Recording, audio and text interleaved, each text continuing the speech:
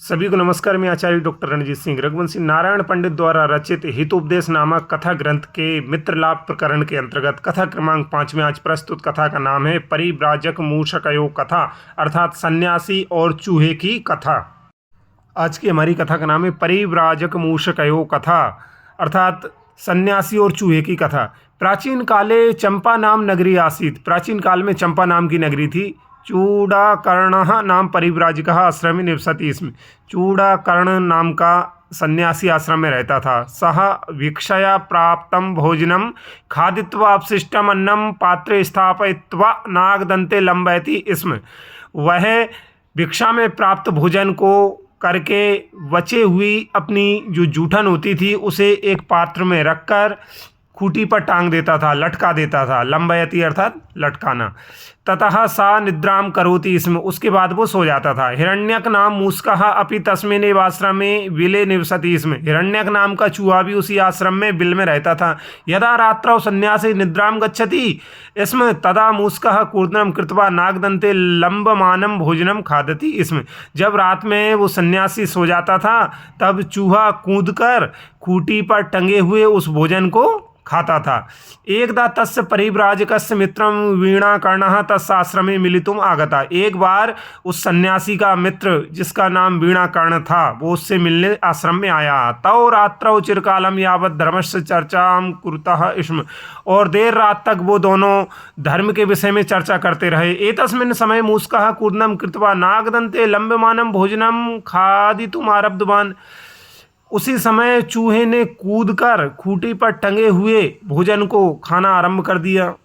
अतः मूषकात् स्वस्य संगृहीतं भोजनं रक्षितुं चूड़ाकर्णः जीर्णं वेणुप्रहारं कृत्वा ध्वनिं करोति।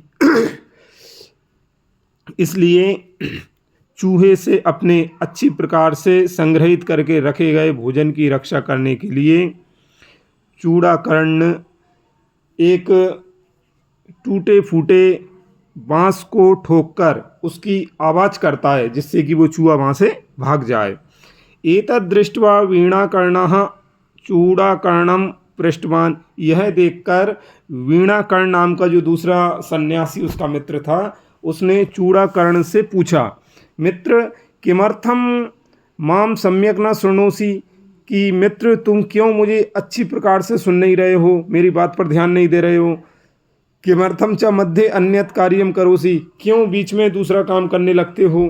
चूड़ाकर्णः उवाच। चूड़ाकर्ण बोला, मित्र भवतः वार्तालापेषु मम रुचिः अस्ति, कि मित्र तुम्हारी बातों में मेरी रुचि है।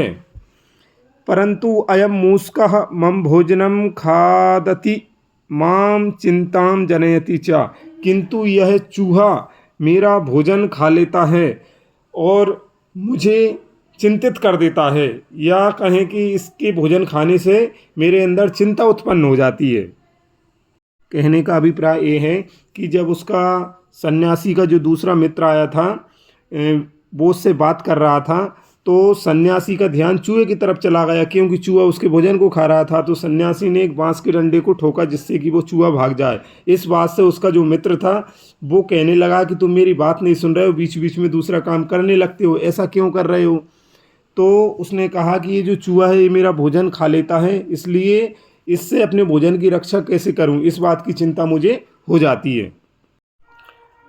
अथ नागदन्तस्य ऊर्ध्वतां दृष्ट्वा वीणाकर्ण उवाच, मित्र मूषकस्य बलम् अल्पं भवति परन्तु अयं मूषकः अतीव उच्चैः कूर्दति। फिर खूंटी की ऊंचाई को देखकर वीणाकर्ण बोला कि मित्र चूहे में बहुत कम अर्थात थोड़ा सा बल होता है, थोड़ी सी शक्ति होती है, परंतु यह चूहा बहुत ऊंचा कूद रहा है। एतावत् उत्साहस्य कारणं यत् अस्य बिलस्य पर्याप्तं धनं संग्रहीतम् अस्ति। इसके कूदने का या इसके उत्साह का कारण यह है कि इसके बिल में पर्याप्त धन का संग्रह है।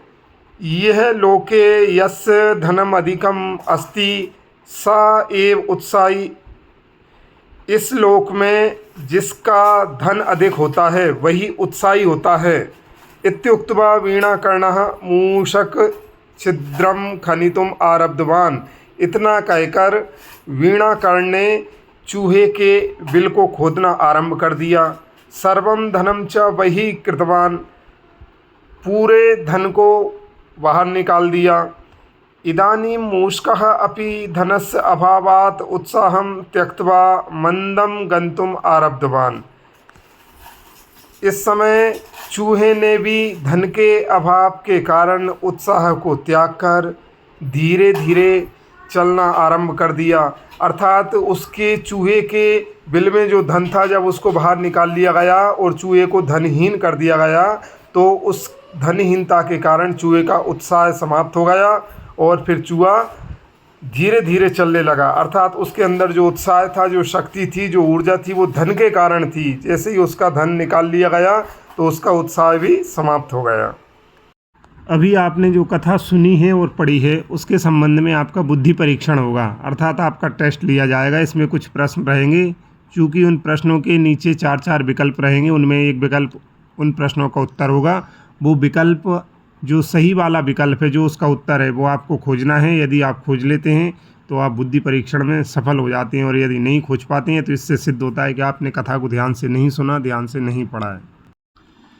प्रश्न क्रमांक 1, अस्याम कथायाम का नगरी आसीत। इस कथा में जिस नगरी का उल्लेख था वो कौन सी नगरी थी?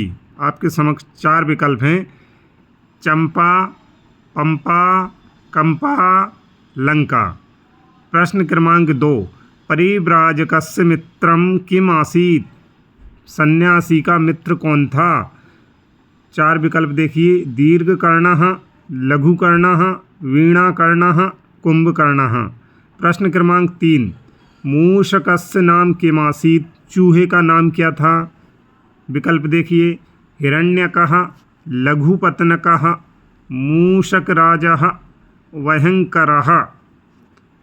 अब आपके समक्ष प्रस्तुत है प्रश्न क्रमांक 4, मूषकस्य उत्साहस्य कारणम किम आसीत। चूहे के उत्साह का कारण क्या था? अर्थात किस कारण से चूहे के अंदर बहुत उत्साह था, किस कारण से वो उछल-कूद कर रहा था। आपके समक्ष 4 विकल्प इस प्रकार हैं: बलम, शिक्षा, धनम, बिलम। इनका अर्थ देखिए: बलम अर्थात शक्ति, उसके पास शक्ति थी। दूसरा है शिक्षा, वो पढ़ा लिखा था। तीसरा है धनम, उसके पास धन था। चौथा है बिलम, उसका जो बिल था उसके कारण उसमें उत्साह था। अब आपको बताना है इसका सही उत्तर क्या है। 5वां है परिव्राजकौ रात्रौ का चर्चा कुरुता स्म। परिव्राजक अर्थात जो दोनों सन्यासी थे वो रात में क्या बात कर रहे थे। 4 विकल्प देखिए: अर्थ चर्चा अर्थात पैसे की चर्चा कर रहे थे, धन की चर्चा। दूसरा विकल्प आपके समक्ष है मोक्ष चर्चा, कि वो मोक्ष की चर्चा कर रहे थे, मोक्ष के बारे में बात कर रहे थे। फिर तीसरा विकल्प आपके समक्ष है भोजन चर्चा, कि वो खाना के संबंध में बात कर रहे थे, खाना की बात कोई चर्चा कर रहे थे वो। और चौथा विकल्प है धर्म चर्चा, कि वो धर्म के संबंध में बात कर रहे थे, धर्म के संबंध में वो चर्चा कर रहे थे। अब आपके समक्ष जो 5 प्रश्न थे, इन 5 प्रश्नों के नीचे इनके उत्तर के रूप में 4 विकल्प आपने देखे हैं, और प्रत्येक प्रश्न का जो उत्तर है वो उस 4 विकल्प में से ही एक कहीं का विकल्प है। यदि आपने इस कथा को ध्यानपूर्वक सुना है, ध्यानपूर्वक पढ़ा है, तो निश्चित ही आप इन 5 प्रश्नों के उत्तर सरलता से दे सकते हैं। इसमें किसी प्रकार की कोई कठिनाई आपको नहीं आएगी। और यदि आप इसमें से किसी प्रश्न का उत्तर नहीं दे पा रहे हैं तो उससे स्वतः ही यह सिद्ध हो जाता है कि आपने कथा को ध्यान से नहीं सुना है, आपने कथा को ध्यान से नहीं पढ़ा है। यदि आपने प्रश्नों के सही सही उत्तर ढूंढ लिए हैं, आपको 5 प्रश्नों के 5 सही उत्तर मिल गए हैं, तो आपको धन्यवाद दिया जाता है। आपके लिए उत्साहवर्धन के लिए करतालम किया जाता है, ताली बजाई जाती हैं। और यदि आप उत्तर नहीं ढूंढ पाए तो ऐसी आशा की जाती है कि हमारी जो अगली कथा आएगी उसको आप ध्यान से सुनेंगे, गंभीरता से सुनेंगे, और आप उसके सभी प्रश्नों के उत्तर सरलता से खोज लेंगे।